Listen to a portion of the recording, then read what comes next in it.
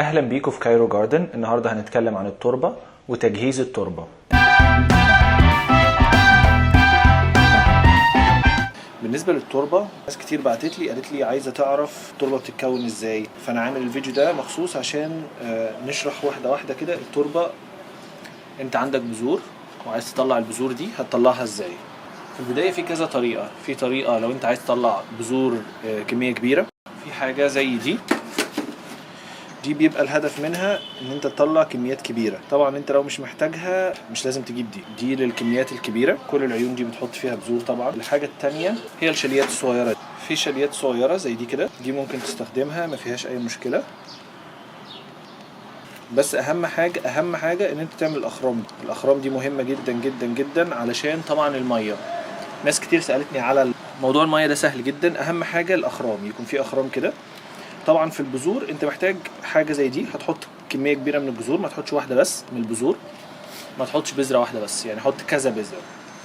زي مثلا هنا دي انا كنت زارع فيها طماطم، زي ما انت شايف كده البذور بدات تطلع. احنا بفضل طبعا ان انا ازرع كذا بذره علشان احتمالات ان البذور دي تطلع تزيد. دي الحاجات اللي انت هتزرع فيها. احنا قلنا حاجتين، يا اما الترابيزه بتاعت البذور دي، يا اما الشاليه الصغيره. في حاجات ممكن انت تعملها، مش لازم تشتري شاليه.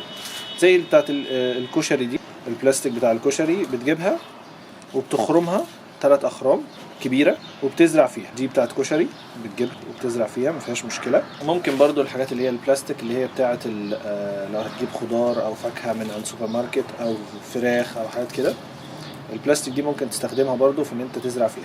دي اول حاجه، دي الشاليه اللي انت هتزرع فيها. بعد كده ندخل على التربه.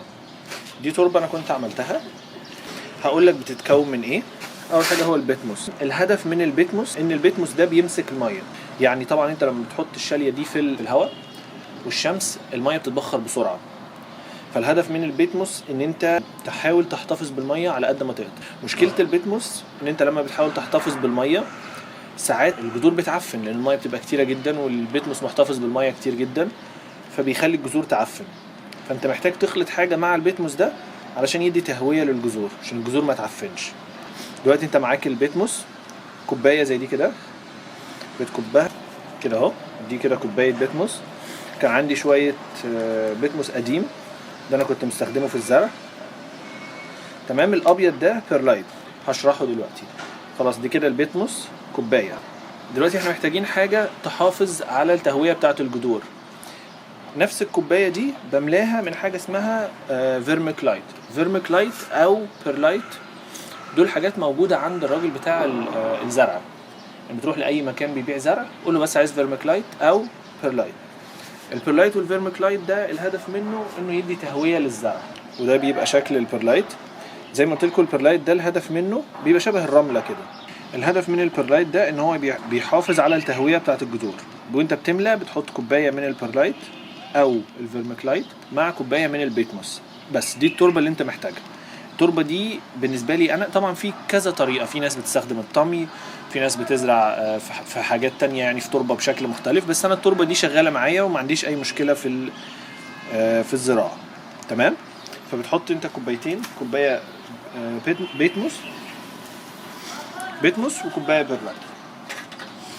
تمام كده، الاتنين فوق بعض، وبتمزج ده مع ده كده. انت عملت خلاص، حطيت التربه بتاعتك عباره عن بيتموس 50% و50% بيرلايت او فيرميكلايت. دلوقتي التربه دي كده بتطلع اي بذور. مفيش عندك بذور هتطلع، مفيش اي مشكله، لان البذور مش بتحتاج غذاء. يعني ما بتحتاجش ان انت تحط سماد او حاجه للبذور ان هي تطلع. البذور بس محتاجه تربه تطلع فيها. دلوقتي انت لو محتاج غذاء، الغذاء بالنسبه لك هيبقى الكومبوست. اتكلمنا قبل كده في موضوع الكومبوست. الكومبوست ده نباتي اللي انا جايبه. في انواع كتير من الكومبوست، نضيف منه ما بيبقاش فيه بذور. يعني في انواع بيبقى فيها بذور، ودي بتبقى وحشه جدا. بتطلع لك بذور غير البذور اللي انت حاططها، بذور عشبيه. لكن النوع النضيف زي ده كده ما بيبقاش فيه بذور. الهدف من الكومبوست ان انت بتحط غذاء بقى للنبات نفسه. يعني انت لو هتنقل في شاليه اكبر هتحتاج غذاء للزرع نفسه. يعني دلوقتي انت مثلا طلعت البذور دي في التربه الاولانيه اللي هي 50% و50%، طلعت البذور هتحتاج تنقلها لشاليه اكبر كل واحده منهم. بعد ما تنقلها لشاليه اكبر، التربه بتاعت الشاليه الاكبر دي لازم يكون فيها 50% زائد كوبايه او كوبايتين من الكومبوست على حسب الشاليه. الكومبوست ده الغذاء بتاع النبات.